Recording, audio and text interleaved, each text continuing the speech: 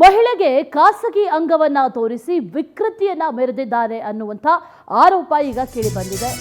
ಶಿವಾಜಿನಗರ ಪೊಲೀಸರಿಂದ ಈ ಬೀದಿ ಕಾಮಣ್ಣನ ಬಂಧನ ಮಾಡಲಾಗಿದೆ. ಮಹಿಳೆಗೆ ಖಾಸಗಿ ಅಂಗವನ್ನ ತೋರಿಸಿ ವಿಕೃತಿಯನ್ನ ಮೆರೆದಿದ್ದಾನೆ ಈತ. ಕ್ವೀನ್ಸ್ ರಸ್ತೆಯ ರಾಜೀವ್ ಗಾಂಧಿ ಕಾಲೋನಿಯಲ್ಲಿ ಘಟನೆ ನಡೆದಿದೆ.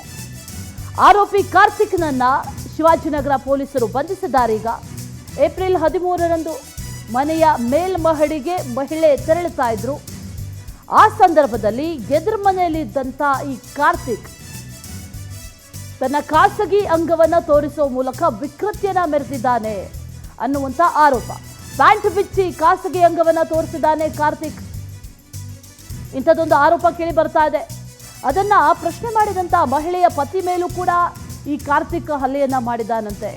ಜೊತೆಗೆ ಮನೆ ಮೇಲಿಂದ ಹೂವಿನ ಪಾಟ್ಗಳನ್ನು ಕೂಡ ಎಸೆದಿದ್ದ. ಹೂವಿನ ಪಾಟ್ ಎಸೆದಿದ್ದರಿಂದ 7 ಮಂದಿ ಗಾಯ ಆಗಿತ್ತಲ್ಲಿ. ಶಿವಾಜಿನಗರ ಪೊಲೀಸ್ ಠಾಣೆಯಲ್ಲಿ ಈಗ FIR ಕೂಡ ದಾಖಲಾಗಿತ್ತು. ಪ್ರಕರಣವನ್ನು ದಾಖಲಿಸಿಕೊಂಡಿದ್ದಾರೆ ಪೊಲೀಸರು. ಆರೋಪಿ ಕಾರ್ತಿಕ್ನನ್ನ ಬಂಧನ ಮಾಡಲಾಗಿದೆ. ವಿಚಾರಣೆ ಸಂದರ್ಭದಲ್ಲಿ ಆತ ಹೇಳ್ತಾ ಇರೋದೇ ಬೇರೆ. ನಾನು ಮೂತ್ರ ವಿಸರ್ಜನೆ ಮಾಡ್ತಾ ಇದ್ದೆ, ಯಾವುದೇ ಖಾಸಗಿ ಅಂಗಾಂಗ ಪ್ರದರ್ಶಿಸಿಲ್ಲ ಅನ್ನುವಂಥ ರೀತಿಯಲ್ಲಿ ಕೂಡ ಆತ ಸ್ಟೇಟ್ಮೆಂಟನ್ನು ಕೊಟ್ಟಿದ್ದಾನೆ. ನಾನು ಮೂತ್ರ ವಿಸರ್ಜನೆ ಮಾಡುವಾಗ ಮಹಿಳೆ ಬಂದಿದ್ದಾರೆ, ಆಗ ಗಲಾಟೆ ಆಗಿದೆ ಅಂತ ಕಾರ್ತಿಕ್ ಸ್ಟೇಟ್ಮೆಂಟ್ ಕೊಟ್ಟಿದ್ದಾರೆ.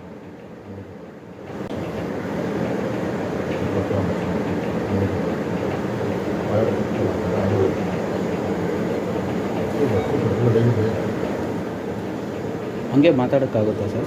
ಪರವಾಗಿಲ್ಲ.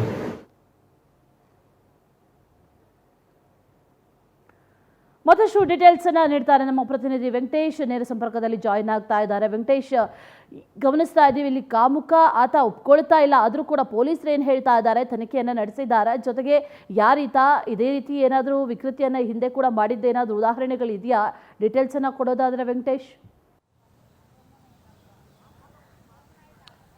ಅಶ್ವಿನಿ, ಏನು ಏಪ್ರಿಲ್ 13ನೇ ತಾರೀಕು ರಾತ್ರಿ 10:30ರ ಸುಮಾರಿಗೆ ಒಂದು ಶಿವಾಜಿನಗರ ಪೊಲೀಸ್ ಠಾಣಾ ವ್ಯಾಪ್ತಿಯ ರಾಜೀವ್ ಗಾಂಧಿ ಕಾಲೋನಿಯಲ್ಲಿ ಮಹಿಳೆಯರಿಗೆ ಖಾಸಗಿ ಅಂಗವನ್ನು ತೋರಿಸಿ ವಿಕೃತಿಯನ್ನು ಮೆರೆದಿದ್ದಂತಹ ಪ್ರಕರಣಕ್ಕೆ ಸಂಬಂಧಪಟ್ಟಂತೆ ಶಿವಾಜಿನಗರ ಪೊಲೀಸರು ಒಂದು ಪ್ರಕರಣವನ್ನು ದಾಖಲಿಸಿಕೊಂಡಿರ್ತಾರೆ. ಅದಾದ ಬಳಿಕ ಅವನನ್ನು ಇವತ್ತು ವರ್ಷಕ್ಕೆ ಪಡೆದು ವಿಚಾರಣೆಯನ್ನು ಮಾಡ್ತಾ ಇರುವಂಥದ್ದು. ಅಂದರೆ ಅವತ್ತಾದಂತಹ ಘಟನೆ ಏನಂತ ಹೇಳಿದರೆ, ಕುಡಿದ ಮತ್ತಿನಲ್ಲಿ ಹೊರಗಡೆ ಬಂದು ಮಹಿಳೆಯರಿಗೆ ಖಾಸಗಿ ಅಂಗವನ್ನು ತೋರಿಸಿ ಲೈಂಗಿಕ ಕ್ರಿಯೆಗೆ ಒತ್ತಾಯ ಮಾಡ್ತಾ ಇದ್ದ ಮತ್ತು ಅಸಭ್ಯವಾಗಿ ವರ್ತನೆ ಮಾಡ್ತಾ ಇದ್ದ ಅಂತ ಹೇಳಿ ಏನು ಒಂದು ಎದುರು ಮನೆಯಲ್ಲಿ ಇದ್ದಂತಹ ಒಂದು ಮಹಿಳೆ ಕೂಡ ತನ್ನ ಗಂಡನಿಗೆ ವಿಚಾರವನ್ನು ತಿಳಿಸ್ತಾರೆ. ಆ ಸಂದರ್ಭದಲ್ಲಿ ಬಂದು ಕೇಳಕ್ಕೆ ಬಂದಂತಹ ಸಂದರ್ಭದಲ್ಲಿ ಆತ ಕೂಡ ಹಲ್ಲೆಯನ್ನು ಮಾಡಿರುವಂಥದ್ದು ಮತ್ತು ಮನೆಯ ಮಹಡಿ ಮೇಲೆ ಇದ್ದಂತಹ ಪಾಟ್ ಸೇರಿದಂತೆ ಕೆಲವು ವಸ್ತುಗಳನ್ನು ತೆಗೆದು ಹಲ್ಲೆ ಕೂಡ ಎಸೆದಿರುವಂಥದ್ದು. ಆ ಸಂದರ್ಭದಲ್ಲಿ ಒಂದಿಬ್ಬರಿಗೂ ಕೂಡ ಗಾಯಗಳಾಗಿರುವಂಥದ್ದು.